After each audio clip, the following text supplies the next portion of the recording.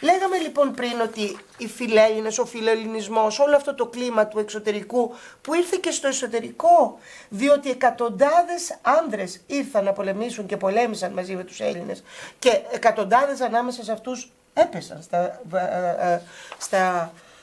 στα πεδία των μαχών. Δεν έμεινε μόνο σε αυτό, αλλά επηρέασε και τις πολιτικές αποφάσεις που επήρε το έθνος και που έφεραν τομές. Διότι η ελληνική επανάσταση παρήγαγε πολιτική. Δεν ήταν μόνο σύγκρουση των όπλων στη βάση μιας παραδοσιακής κοινωνίας, αλλά μέσα στη διάρκεια της ελληνικής επανάστασης οι Έλληνες συνεκάλεσαν τις εξής 4, γιατί η τρίτη της Τριζίνας ήταν περίπλοκη, 3 εθνοσυνελεύσεις, στις οποίες παρευρέθησαν παραστάτες, δηλαδή εκπρόσωποι του έθνους από όλα τα μέρη όπου υπήρχε ελληνισμός της Οθωμανικής Αυτοκρατορίας, και συνέθεσαν πολιτικά κείμενα και δημιούργησαν κυβερνήσεις για να κυβερνήσουν αυτόν τον επαναστατημένο χώρο. Δικές τους κυβερνήσεις. Και οι κυβερνήσεις τις οποίες συνέλαβαν και συνέθεσαν, μπορεί να μην λειτουργήσαν βέβαια, διότι θα το δούμε και σε επόμενα κεφάλαια, δεν μπόρεσε το έθνος στη διάρκεια της επανάστασης να λειτουργήσει συντεταγμένα στη βάση όσων αποφάσιζε, δεν το επέτυχε.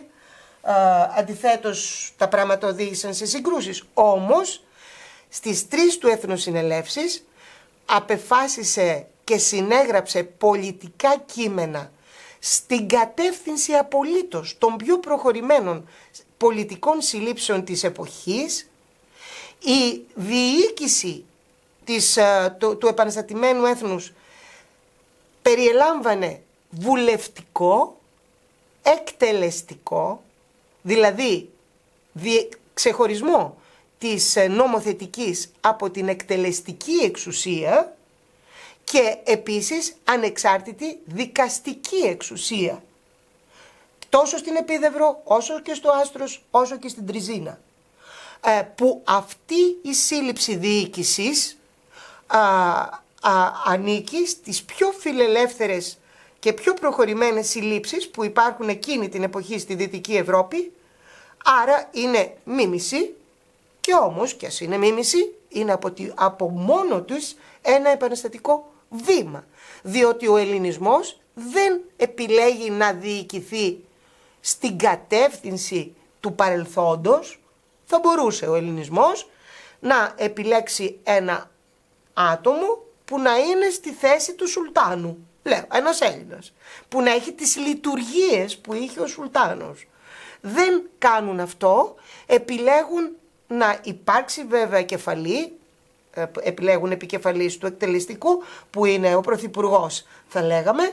Θα μπορούσαν να έχουν επιλέξει βασιλέα. Σε όλη τη διάρκεια της Ελληνικής Επανάστασης επανέρχονταν η συζήτηση για τον βασιλέα. Στο σημείο αυτό πρέπει να πω ότι η ύπαρξη βασιλέως δεν αναιρεί καθόλου την πρωτοπορία της κοινοβουλευτικής δημοκρατίας, που εκείνη την εποχή ήταν πρωτοποριακή. Εξάλλου οι πιο προχωρημένες δημοκρατίες του κόσμου την περίοδο του φιλελευθερισμού του 19ου αιώνα έχουν βασιλέα. Η Αγγλία, που είναι η πρωτοπόρα χώρα, εκείνη που οδήγησε την ανθρωπότητα στο 19ο αιώνα στην σύλληψη του δημοκρατικού πολιτεύματος που σήμερα έχει το περισσότερο μέρος της γης, ή επιδιώκει να έχει το περισσότερο μέρος της γης, είναι μια βασιλευωμένη δημοκρατία. Στην Αγγλία μέχρι σήμερα υπάρχει βασιλεύς. Στις πιο επιτυχημένες δημοκρατίες της Ευρώπης υπάρχουν βασιλείς μέχρι σήμερα. Η Νορβηγία έχει βασιλέα, η Σουηδία έχει βασιλέα, η Ολλανδία έχει βασιλέα, η Δανία έχει βασιλέα, το Βέλγιο έχει βασιλέα, το Λουξεμβούργο έχει δούκα, τέλος πάντων κάτι σαν βασιλέα. Θέλω να πω ότι δεν είναι αντιθετικό με την επαναστατική πλευρά της δημοκρατίας του 19ου αιώνα το να υπάρχει βασιλεύς. Και μέχρι σήμερα. Το θέμα είναι τι δικαιοδοσίες έχει ο βασιλεύς, ποια είναι τα όρια των δικαιοδοσιών του και ποιος έχει την ισχυρότερη πλευρά της διοικήσεως, το κοινοβούλιο και η αντιπροσωπευτική πλευρά της δημοκρατίας ή ο βασιλεύς. Το λέω αυτό στην περίπτωση των Ελλήνων στις συνελεύσεις τους, στις οποίες δεν παρευρίσκονταν στην πρώτη, παρευρίσκονταν κιόλας με διάφορους τρόπους φιλέλληνες, πάντως στις αποφάσεις τους και στην συγγραφή των αποφάσεών τους πολλές φορές συμμετείχαν εκ των φιλελλήνων άτομα τα οποία γνώριζαν καλά τα πολιτικά πράγματα στην Ευρώπη και έδιναν κατευθύνσεις και βοήθεια σε διάφορα ζητήματα. Εδώ έχω την πρώτη σελίδα του προσωρινού πολιτεύματος της Ελλάδος που ψηφίστηκε στην Επίδαυρο, στην Εθνοσυνέλευση Επιδαύρου, που έλαβε χώρα στο Δεκέμβριο του 1821 και στον Ιανουάριο του 1822 και επιγράφεται εν ονόματι της Αγίας και Αδιαιρέτου Τριάδος. Ένταση εδώ τονίζεται πάντα η θρησκευτική πλευρά, η οποία ήταν τεράστια σημασίας σε όλη την περίοδο της τουρκοκρατίας και παίζει μεγάλο ρόλο στη σύγκρουση που ακολουθεί. Η πρώτη φράση είναι το ελληνικόν έθνος. Το υπό την φρικώδη Οθωμανική δυναστεία μη δυνάμενον να φέρει τον βαρύτατον και απαραδειγμάτιστον ζυγών της τυραννίας. Η λέξη τυραννία χρησιμοποιήθηκε από τον ευρωπαϊκό διαφωτισμό πάρα πολύ στις πολιτικές του συζητήσεις σε σχέση με την ελευθερία. Στη γαλλική ορολογία η λέξη τυραννή ήταν σε συνεχή χρήση στη διάρκεια της Επανάστασης Γαλλικής και αποσύσαν αυτόν με μεγάλας θυσίας. Αποσύσαν αυτόν με μεγάλας θυσίας, κηρύττει σήμερον δια των νομίμων παραστατών του, δηλαδή εκπροσώπων από όλες τις πλευρές, εις εθνικήν συνηγμένων συνέλευσιν, ενώπιον Θεού και ανθρώπων, την πολιτικήν αυτού ύπαρξην και ανεξαρτησίαν. Εν Επιδαύρο την 1η Ιανουαρίου έτη 1822 και πρώτον της ανεξαρτησίας. Μετρούν τα έτη κατά τον τύπο της Γαλλικής Επανάστασης. Η Γαλλική Επανάσταση άρχισε σε μια φάση της να μετρά τα έτη με το πρώτο έτος της ελευθερίας, δεύτερο έτος της ελευθερίας κτλ. Η επίδραση δηλαδή του διαφωτισμού, του ευρωπαϊκού διαφωτισμού, είναι τεράστιας κλίμακας στην ελληνική υπόθεση και αυτό από μόνο του φέρνει τομές που είναι επαναστατικές. Μία σοβαρότατη ανατροπή είναι και εκείνη πολιτικού τύπου και συνδυάζεται με τα όσα είπαμε, είναι η διαγραφή μιας πραγματικότητας αιώνων ότι ο Σουλτάνος για 500, 400, 600 χρόνια ανάλογα με την περιοχή για αιώνες ήταν ο ανώτατος άρχον και η Οθωμανική διοίκηση είχε μια συγκεκριμένη δομή. Η κοινωνία η Οθωμανική είχε τη μορφή της πυραμίδας, στην κεφαλή ήταν ο Σουλτάνος, ο οποίος είχε απόλυτη εξουσία, αυτός τοποθετούσε όλους τους διοικητικούς παράγοντες σε κάθε επίπεδο, σε όλη την αυτοκρατορία και αυτός είχε τον πρώτο και το τελευταίο λόγο για όλα τα πράγματα. Αυτό κατελήθη με την Ελληνική Επανάσταση. Η Ελληνική Επανάσταση επέλεξε ένα δυτικού τύπου δημοκρατικό, αντιπροσωπευτικό, κοινοβουλευτικό πολίτευμα. Το δεύτερο δε, ο Σουλτάνος στους αιώνες τους μακρύς δεν ήταν απλώς η ανώτατη εξουσία, αλλά με χίλιους μύριους τρόπους προσπαθούσε τουλάχιστον να περνάει, και εν μέρει το περνούσε στους υπηκόους, ότι ο ίδιος είναι ο πατέρας που αγαπά τα παιδιά του. Όλοι του υπήκοοι για εκείνον είναι παιδιά του και το μόνο που σκέφτεται είναι το καλό τους. Ο ίδιος το μόνο που επιθυμεί είναι να επικρατεί η απόλυτη δικαιοσύνη στη χώρα. Να μην βλάπτεται κανείς, ενώ δεν θα έπρεπε. Και τα φυρμάνια του και η όλη πρακτική του Σουλτάνου για αιώνες ήταν τέτοια που απέδιδε, εάν συνέβαιναν αδικίες, εάν συνέβαιναν κακά,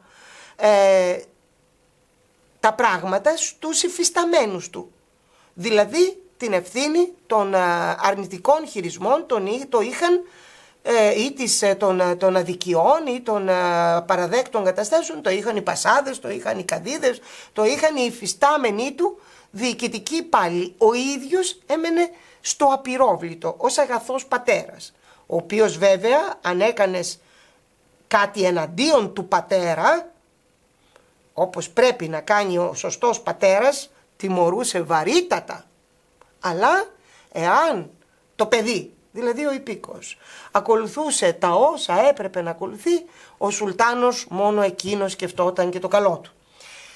Επειδή ακριβώς υπήρχε αυτή η πολιτική, που είναι βαθιά πολιτική διάσταση του κλίματος του Σουλτάνου μέσα στους υπηκόους, όταν ήρθε η ώρα της Επανάστασης, χρειάστηκε να υπονομευθεί αυτή η εικόνα του Σουλτάνου ανάμεσα στους Ραγιάδες, ανάμεσα στους Ζημίδες, τους μη μουσουλμάνους δηλαδή κατοίκους της αυτοκρατορίας, και ο Ρήγας το κάνει συστηματικά. Ο Ρήγας Βελεστίν Λις στις δεκαετίες 1770-80 μέχρι το θάνατό του. Ακούστε πώς γράφει στα γραπτά του. Εστιάζει στο Σουλτάνο επίτηδες. Ο τύραννος, ονομαζόμενος Σουλτάνος, κατέπεσεν ολοτελώς εις τας βρωμεράς θηλυμανής ορέξης του. Επερικυκλώθη από ευνούχους και αιμοβόρους αμαθεστάτους αυλικούς. Ελισμόνησε και κατεφρόνησε την ανθρωπότητα.